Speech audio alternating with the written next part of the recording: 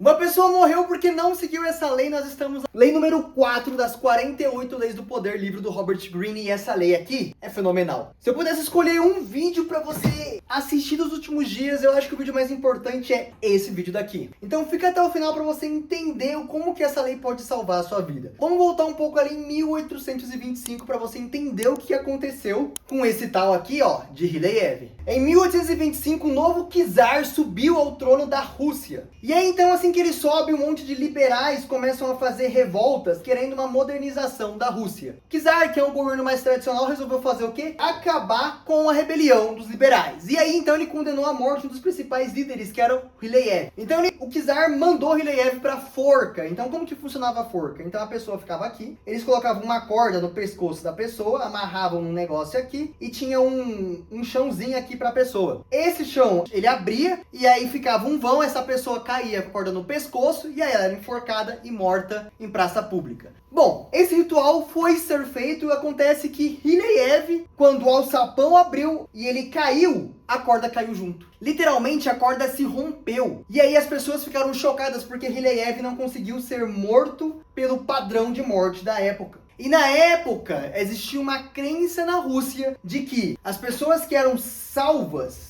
por ocasiões assim de morte, isso era uma intervenção divina e a pessoa deveria então receber esse perdão do czar. Só que aí quando essa corda cai junto com Ryleyev se levanta e fala assim, abre aspas, estão vendo? Na Rússia não sabem fazer nada direito, nem mesmo uma corda, fecha aspas. Então o rei ele estava lá em seu trono assinando perdão para Ryleyev, e ele faz a seguinte pergunta para um dos seus súditos. Ryleyev disse alguma coisa quando ele foi salvo da forca? E aí falaram para ele. Ele disse que na Rússia não se faz nenhuma corda direito. E aí o rei então rasga o perdão, olha para o seu súdito e fala assim, então vamos provar a ele o contrário. E aí novamente Ryleyev é posto na forca e lá ele não se salva. A corda não se rompe dessa vez e Ryleyev é morto. Então, literalmente, o Ryleyev foi morto porque ele falou demais. Então, vamos fazer um contraste com o Luís XIV, o chamado Rei Sol. Bom, Luís XIV, ele tinha um costume muito interessante que era manter a calma dentro de várias decisões que ele precisava tomar. Então, os seus súditos chegavam nele, ou outras pessoas chegavam nele e falavam, rei, aconteceu isso, e eu preciso que você resolva. E o rei respondia apenas, abre aspas, verei. E aí, existiam outras demandas a serem resolvidas e o rei respondia também, abre aspas, verei, fecha aspas. E aí, então, as pessoas ficavam doidas, cara. Elas ficavam doidas. Por quê? Porque elas não tinham uma resposta do rei. O rei pensava, e aí, no final, ele tomava a decisão e, às vezes, ele nem contactava essas pessoas. Ele apenas tomava a decisão. E aí, então, que entra o truque do silêncio, de Luís XIV. As pessoas, elas ficavam mas tão preocupadas de que o rei apenas falava verei, que elas não sabiam o que de fato o rei estava pensando. Elas não sabiam nem como elas deveriam se portar, nem o que elas deveriam falar, nem como elas deveriam agir para poder agradar o rei Luís XIV, porque o rei Luís XIV não falava nada, ele apenas falava, abre aspas, verei, fecha aspas. Então, o rei, dessa maneira, ele conseguia manter um panorama de visão das pessoas, das características que de fato elas eram, e não as características que ele esperava que elas fossem, porque as pessoas viam como ele agia, ou as pessoas viam o que ele falava e queriam agir dessa maneira, porque isso não acontecia. O rei não falava quase nada. E ele mantinha, de certa maneira, essa fama de ficar quieto. E aí que entra, então, o truque do silêncio, porque quando a gente pega e entende esse comportamento do Luís XIV, a gente vai trazer isso para sua vida agora. Toda vez que você tiver uma discussão, toda vez que você estiver conversando com alguém, é muito mais vantajoso que você permaneça em silêncio, porque as pessoas, elas não estão acostumadas a lidar com o silêncio.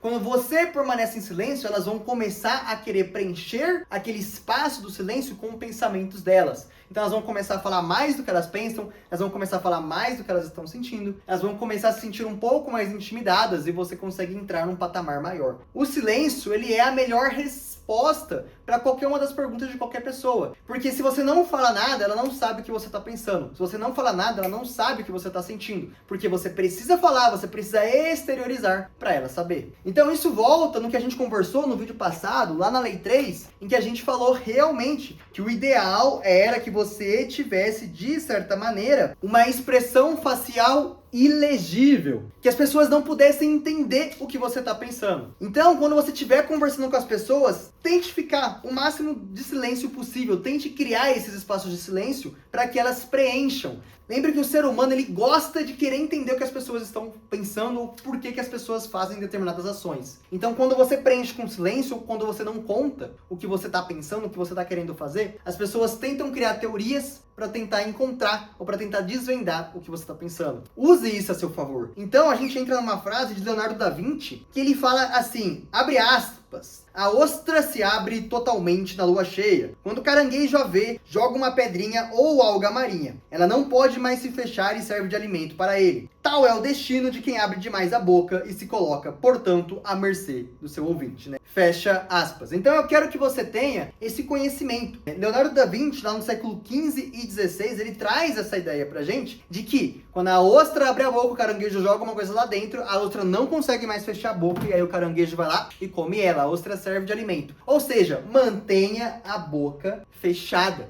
Você precisa ter esse conhecimento, essa sabedoria que foi posta pra gente há mais de 6 séculos atrás. E aí Robert Greene, ele traz uma outra imagem pra gente, que eu vou até colocar aqui como ponto número 5. Ele traz a imagem do oráculo de Delfos. E aí a grande ideia dele é que o oráculo de Delfos, quando uma pessoa ia pedir um conselho, uma profissão, o oráculo de Delfos, ele fazia uma profissão de certa maneira com palavras enigmáticas, né? Que elas pareciam mais importantes e significativas do que de fato eram. E é mais ou menos isso que você precisa dizer. E aí eu quero que você aprenda o seguinte, né? E provavelmente você já escutou isso em um momento da sua vida. As palavras depois de pronunciadas não podem ser tomadas de volta. Então tome muito cuidado com o que você fala. Esse é o ponto mais importante do nosso vídeo. Tome muito cuidado com o que você fala. Evite falar muito. Só que existe um problema. E Robert Greene vai trazer pra gente nessa parte aqui do livro chamada O Inverso, que é o seguinte. Ele fala que a verborragia é vista na sociedade como um sinal de incompetência e ingenuidade. Então, obviamente, você precisa ser uma pessoa carismática e, obviamente, você precisa manter um mistério dizendo sempre o menos do que o necessário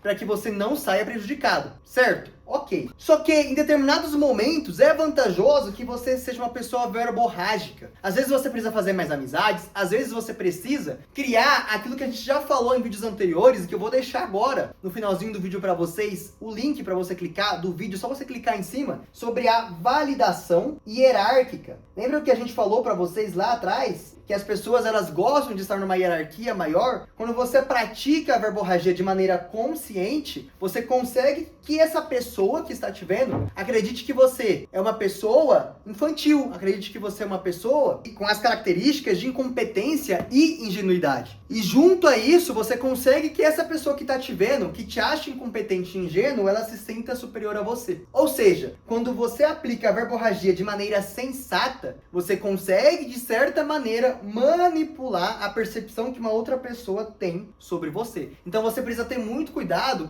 com quem que você vai utilizar o ficar mais quieto e com quem você vai utilizar a verborragia. Você quer que a pessoa que está te vendo sinta que ela é um pouco superior a você para você conseguir ter um pouco mais de apreço? Ok, verborragia. Você quer que a pessoa que está te vendo, ela sinta que você tem as coisas sob controle, que você é uma pessoa controlada, um homem crescido, um grande homem, depois que ela já tem o seu apreço e ela quer agora a sua validação? Pois é, verei de Luís XIV. Você precisa, meu irmão, saber diferenciar os momentos sociais um do outro. Quem consegue diferenciar tudo isso daqui tem o mundo nas mãos. Só que óbvio que você já viu pessoas fazendo isso. Quer dizer que elas conhecem toda essa teoria? Não. Só que agora, com conhecimento disso, você pode tirar isso a seu proveito. Eu estou lendo o livro junto com vocês. Então eu estou aprendendo tudo isso junto com vocês. Então aqui juntos nós estamos criando um ambiente de ajuda para que nós, tanto eu quanto você que está aqui assistindo o meu canal, você que é meu irmão, aqui no canal Papo de Irmão, consiga ascender na vida. Então esse é o meu trabalho aqui com vocês. Quando que foi a última vez que você falou demais e se arrependeu? Eu tenho certeza que alguma vez isso já aconteceu com você, então deixa aqui nos comentários para eu poder ficar sabendo. E as outras pessoas também entenderem que de fato isso pode acontecer e você compartilha a sua experiência e as pessoas aprendem com o seu erro. E é óbvio que esse vídeo foi muito importante para você, que você aprendeu alguma coisa com ele. Então colabora comigo também e deixa o like aqui embaixo para você poder me ajudar na divulgação desse vídeo e no meu trabalho. Dito tudo isso, a gente se vê no próximo vídeo, na lei número 5, em que o tema é falar sobre a reputação.